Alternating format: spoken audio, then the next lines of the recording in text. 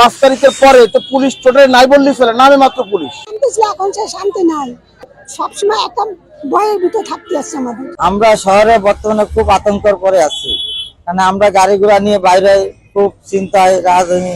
খুলনা যেন এক মৃত্যুপুরী, এখানে যেন লাশের সারি থামছেই না। গত 24 ঘন্টায় সাংবাদিক সহ 2 জন খুন, 1 জন গুলিবিদ্ধ। এ নিয়ে খুলনার মানুষ কি ভাবতেছে জানাবো আমি মোহাম্মদ সাইফুল ইসলাম।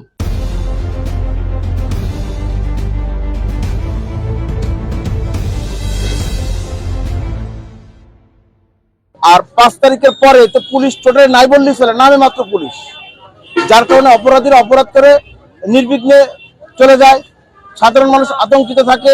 আর রাত নামলে খুলনার মানুষ একটা অজানা আতঙ্কে ভোগে। বসুন্ধরা টিস্যু, অশুদ্ধতার বিরুদ্ধে এক বিন্দুও ছাড় নয়।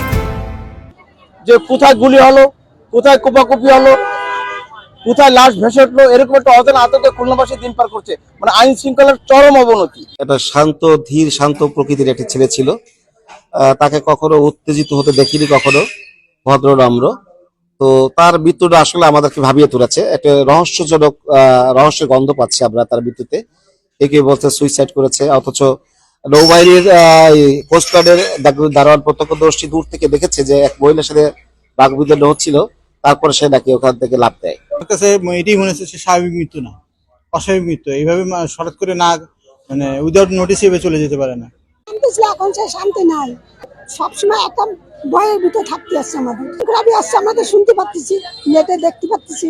আমরা শহরে বর্তমানে খুব আতঙ্কের পরে আছি, কারণ আমরা গাড়ি ঘোড়া নিয়ে বাইরে খুব চিন্তায় রাজধানী এগুলো হচ্ছে। বিভিন্ন জায়গায় গেলে গাড়ি আটকা রাখে বা নিয়ে চলে যায়, মানে খুব আমাদের মাইরে বানায় ই করে, অনেক হয়। তাই এই জন্য আইন শৃঙ্খলা বাহিনীকে চাই যে আপনারা সবাই সচেতন হয়ে আমাদের রক্ষা করুন।